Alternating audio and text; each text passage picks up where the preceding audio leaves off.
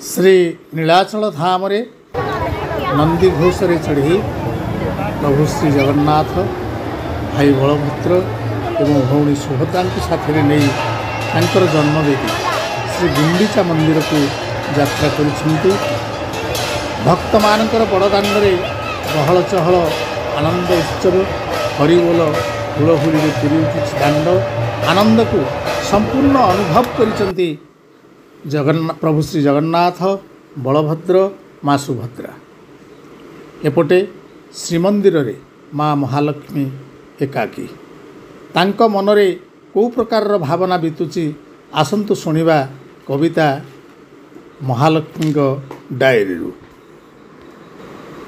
तुमे एडे कपटिया बोली मु कौन आगु जानी थी मुरुकी हसरे तमे घोड़े पकाओ तम अंतरर भाव तम कौल कथारे मु सते भासी जाइथिली। तुमे एडे कपटिया बोली मु कौन आगु जानी थी वृथा मोर सबु प्रेम सबु चेष्टा सकल प्रयास वृथा मोर सबु प्रेम सबु चेष्टा सकल प्रयास एते निबिड़ भाव रे भल पाइबार मूल्य कौन एया तुम सह घोष जात रे जीवार योग्यता मो नाही एमिति मते करिलो निराश वृथा मोर सबु प्रेम सबु चेष्टा सकल प्रयास। भौणी को साथी रे नेबाकू मु तो केबे आपत्ति करिनी भौणी को साथी रे नेबाकू मु तो केबे आपत्ति करिनी यात्रा बेले को द्रव्य मागी तम पाखे मु तो केबे अझट करिनी एमिति काहेकि मोर मन भांगी देल प्रभु एमिति काहेकि मोर मन भांगी देल एते बड़ मंदिर रे एका करी गल मु जानिबारे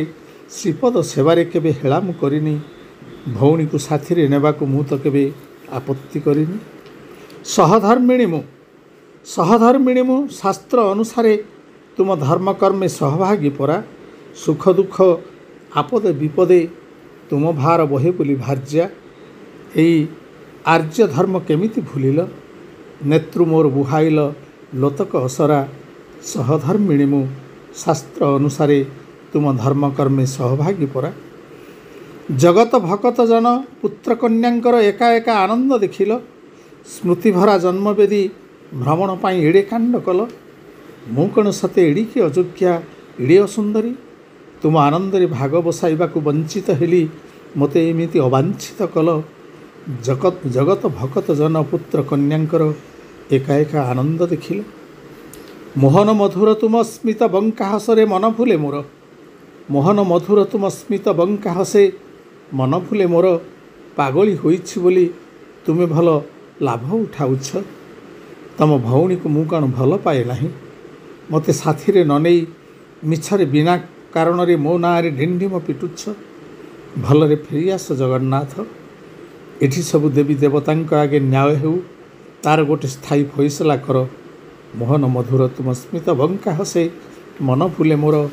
मोहन मधुर तुम स्मित बंका हसे मन भूले मोर। धन्यवाद।